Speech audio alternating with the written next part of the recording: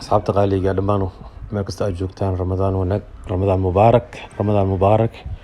مسلمين تبركس إيك هجنوليهين عالم كرمضان مبارك خاصة الأمة الصومالية رمضان كريم رمضان مبارك يعني إن شاء الله نقديك هو إلهي سبحانه وتعالى يواذو خير كود أقبله إله نقديك إن شاء الله إلهي سنة كيس عمري عافماتي عباده الله نقود جارسيو إن شاء الله بإذن الله الرحمن يعني مقال كينا ما أنت وحان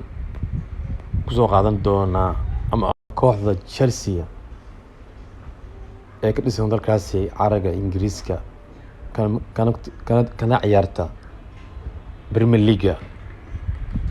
oo runtii wax weyn sameysay oo farxad leh kadib markii garoonkeeda ay u furtay muslimiinta inay ku afuraan kuna dukadaan kooxda Chelsea ayaa aad ugu faraxsan maamulkeeda inay afuriyaan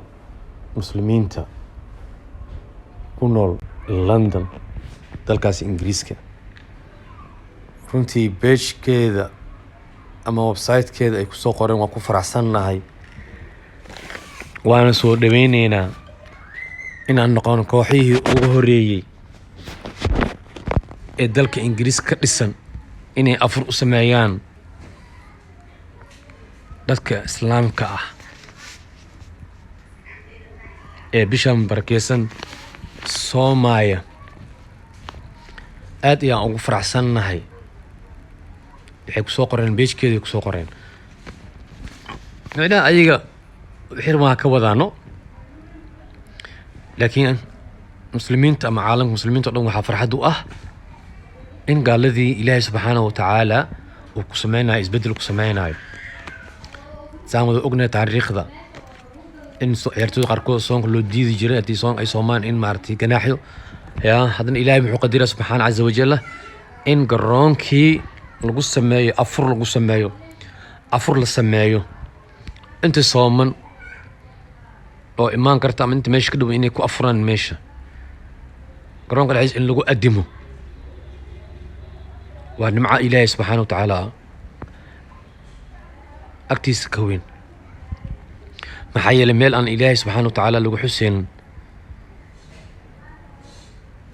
يا هدي لغو بلاو حسكو إلهي إن شاء الله سيؤب بلاو تواد ولاد إن شاء الله وحان رجينا هنا كوحاها كالي إني كدين دونان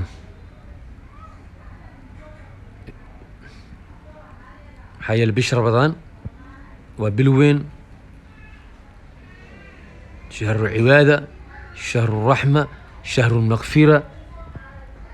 وحبضني أرورست ما شاء الله وحبضني أرورست عيارتويدا عادي هذا وفرحين سيداتا مسبيرك أنك أركين مقالك أنك جيدنو لكن عيارتويدا كلية ما هي عالم الإسلام ورنا لو فرحي حد أركيسا إن لو سمي meel weyn loogu talagalay afur wanaagsan loo diyaariyay intaas oo ummad oo khalqi ah jamiic badan iskugu imaadeen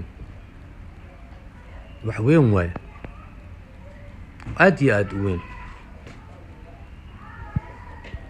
xambali ayaan leenahay maamulka Chelsea sida wanaagsan